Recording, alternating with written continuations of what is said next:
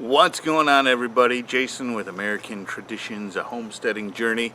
We are officially moved in on our homestead, and man oh man does it feel. Oh, what a relief. Now, I guess I could tell you the story of how this all came about. 5 years ago, my wife and I decided we were moving down to Tennessee and homesteading. Up in northern Michigan, we had less than an acre, and the winters were just unbearable. And I mean, they lasted 6 months some years, from October through May sometimes. I mean, it's crazy how long those winters lasted up there. So Tennessee's always been a special place in my heart, and so 5 years ago we decided to move down here, and it's been that long of a process, fixing up the house in Michigan, getting it sold, finding a place down here, multiple trips down to Tennessee, and we finally landed on this one. It's not perfect, it's not the ideal place, but it's pretty close. It checks all the boxes of the must-haves and a lot of the wants, and everything else is livable and doable. We do have a very close neighbor on the other side of the fence. We've been here exactly 1 week today from when I'm filming this, and they've kept to themselves. We barely even know they're there. We can hear them moving around a little bit. We hear them pull up in the evening when they get home from work. But other than that, I mean, it hasn't been... my fear was they were going to be loud and noisy and in your face, and they're not doing it. So ultimately, we got a pretty dang nice place. So let me show you around a little bit of the new homestead and tell you about some of the plans we have for the place. I can hear a dog in the distance. I say, we don't have any close neighbors, they're not a problem, but there's a dog barking. Anyways, let me show you around a little bit. So this here is, I don't want to say my pride and joy, it's just, I've always wanted a barn, and I've got a barn. And it's not a huge barn, little lean-to spot there where we're throwing a lot of the stuff for the chickens and things. This area over here, this is a chicken coop that's not very predator proof. I mean, if we're really going to keep chickens in here, young ones anyways, I think we may need to shore it up just a little bit, but a pretty nice little chicken area in there.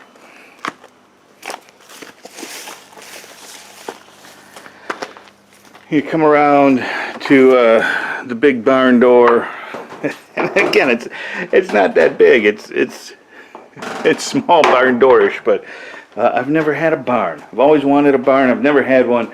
Now I've got one, so it's a big barn door to me. But there's just this open area in here, kind of open in some areas. But I mean, it doesn't look like the weather gets in here too much. And then there's one stall. The people that had this before us had horses, and I think the people that had it before them had goats and things. I don't know how many horses they kept in here. I mean, this stall is big enough for a horse, maybe two, but I mean, it's really not that big. But for goats, I think it'll do just fine. From the lean-to area, if you walk back here,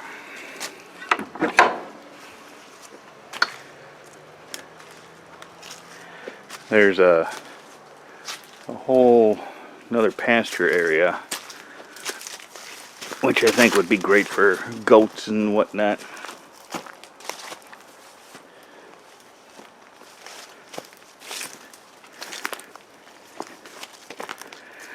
And then at the end of this pasture area is the fence, and our property goes back that way a long ways. Quarter of a mile maybe. I mean, it's not a ton of acreage, but it's long and skinny, and it goes that way another 30-40 feet. Quarter of a mile, 30-40 feet. So I'm taking it that was a feeder for the goats or the sheep or something that they had at one point. It is a little swampy right here. The property runs downhill from up that way, down this way, and right here, when you can tell it's just a hair swampy right down here along this fence, which is why maybe they ended it here, because like I say, the property goes out that way another, I said 30-40 feet, probably another 100 feet beyond this fence, but it's all downhill from here, so maybe that's why they ended the fence here. I'm not positive. As you come up around the side of the chicken coop,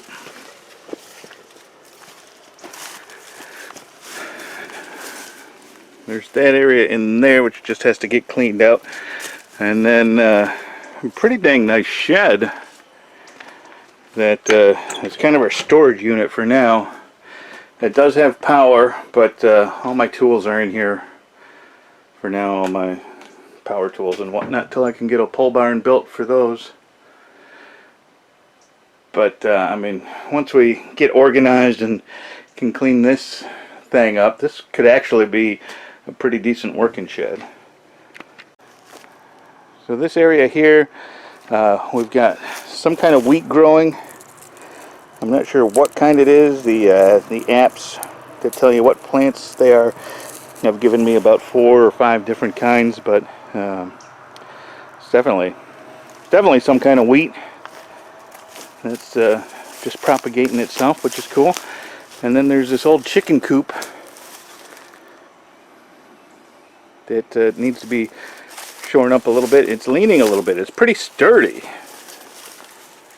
but it's leaning a little bit, so I'm gonna shore it up with a couple of 2x4s, and we'll make use of this for some chickens as well.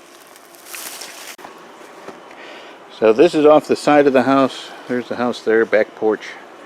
And these are all tomatoes. There might be a couple of pepper plants in there, and we think there might be a tomatillo plant in there or two, but these are all just growing. So they're heirloom tomatoes that we have, apparently, because no one's lived in this place for at least a year.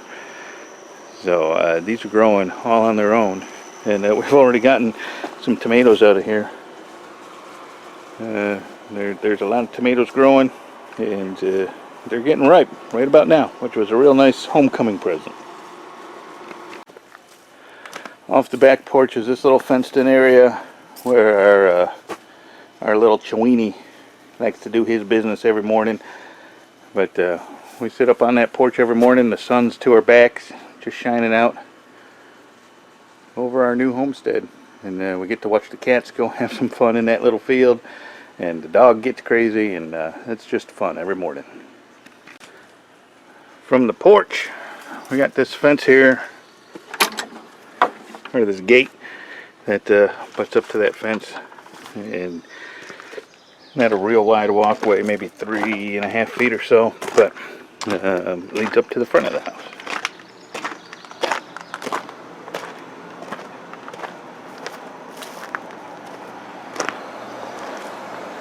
And here's our front porch, looking very redneck. Lots of garbage and stuff. We're still trying to settle in. We couldn't find any place for our stand-up freezer, and there's my new smoker. We got a pork loin on there. That'll be ready in about half an hour or so, I'm thinking. Over along the side of the house where that carport is, we're going to put an addition there, a 2-story addition. So that carport's going to be where level 1 comes up. Right now it's just our cardboard storage until we can burn it, but I'm thinking the addition is only going to be about this big.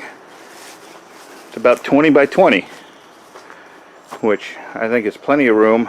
We'll do a little in-law suite down here, and then up above will be the master suite. Oh, we're not allowed to say master suite anymore, are we? Primary suite is the main bedroom. Walking almost due north from the carport, we get to the garden area, which again hasn't been worked in quite some time, but you can see some kind of squash plant growing. But this whole area has this black netting on it, which I don't know what that's for, because it doesn't go down to the bottom, it doesn't go across the top. I'm not sure what that netting was supposed to keep out. Maybe the horses? But all of that should be pretty fertile ground. And we'll plant next year. I don't think we're going to plant anything this fall, but next spring we'll get some stuff planted in there. This is due north from the front porch. And I think this is where the pole barn is going to be. It's not going to be huge. Our property from this fence line extends maybe a couple feet, but I don't want to go beyond it. So we're going to leave the fence line.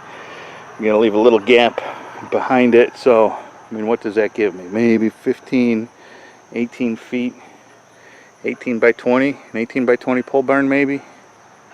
18 by 25, I'm not quite sure. I'll have to get a tape measure out here, but it's not going to be huge, but it'll be enough to get my tools up here. So in this area I can work on vehicles, you know, build another Jeep, do whatever. And in this area we'll take this tree down probably, but in this area will be the forge. Right now we've got this little lean-to, and most of my forging equipment is up in here under this lean-to, keeping it dry and whatnot, but it's not really tall enough to set up the forge under here. My hammer would hit the top of that every time I swung, but it's definitely it will come in useful. I mean, it's coming in useful for storage right now, but once I have that pole barn built here, some kind of barn door or something sticking out this side, and being able to forge right here, which I think will come in handy because I want to put in some kind of roadside shop right here. There's the road. It's York Highway. It's not super busy. It's kind of busy right this second. I think everyone's going home from work, but right there I would love to put in some kind of shop where we can sell some of our farm goods and sell some of my blacksmith and other artsy project type things. I think it'll work good. I'm going to call it the Wooden Steel Gallery at the compound. We call this the compound because that fence goes all the way around. And there's our vicious guard dog. We left the sign up, no trespassing, beware of dog, because that's the dog you have to beware of right there. He's a Chiweenie, and if you hold still long enough, he'll take off a toe. So there you go, there's the quick tour of the compound. We keep coming up with different names. We live up at the top. We're probably one of the highest points in Jackson County, Tennessee. This road along York Highway, this is Tick Ridge, which we're on, and we're pretty much right at the apex of it.